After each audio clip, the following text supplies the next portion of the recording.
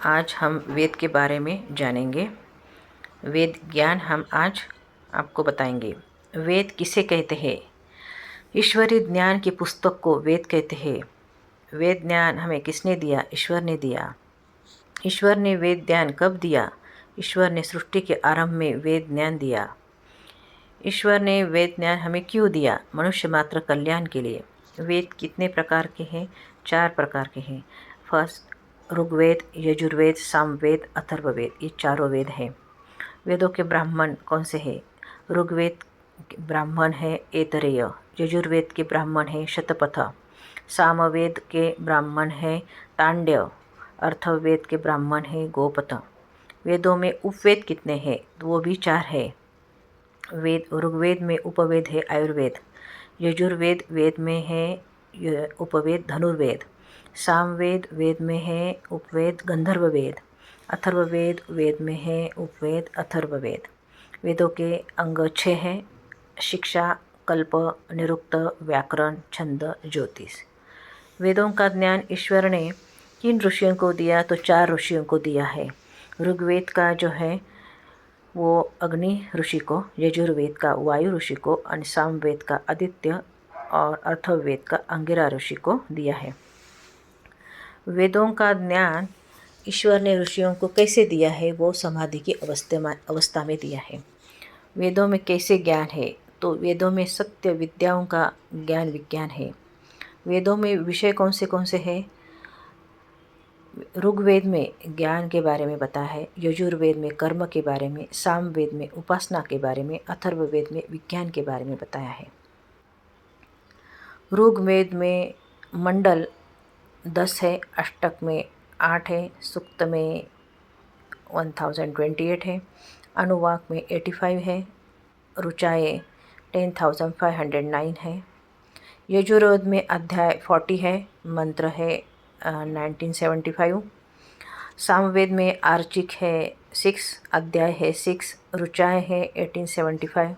अथर्ववेद में कांड है 20, सूक्त है 731, मंत्र है 5977।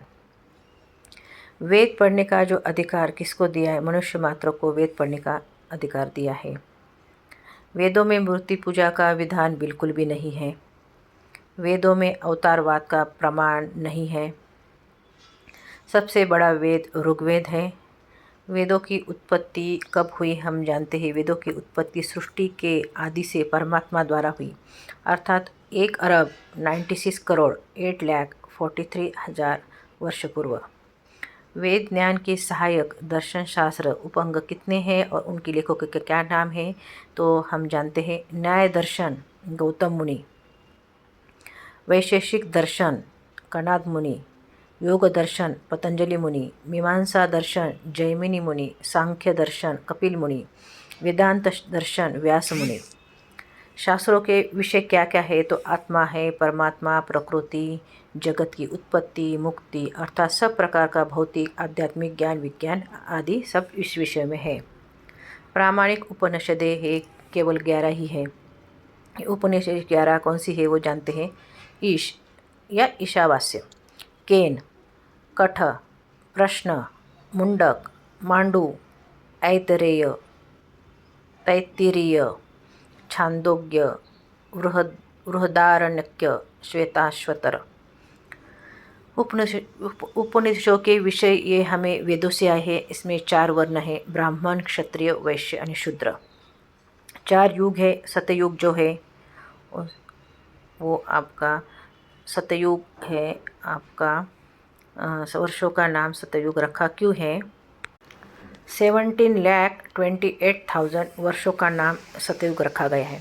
त्रेता युग में 12,96,000 वर्षों का नाम से त्रेता युग रखा गया है।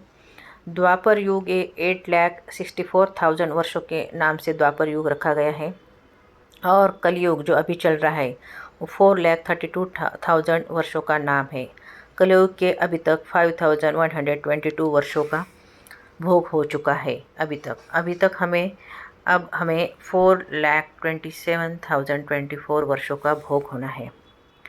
पंच महायज्ञ कौन से हैं? तो उनके नाम है ब्रह्म यज्ञ, देव यज्ञ, पितृयज्ञ, बलिवैश्वदेव यज्ञ, अतिथि यज्ञ। स्वर्ग किसके बोलते हैं? जहाँ सुख है। नरक किसे बोलते हैं? जहाँ दुख है।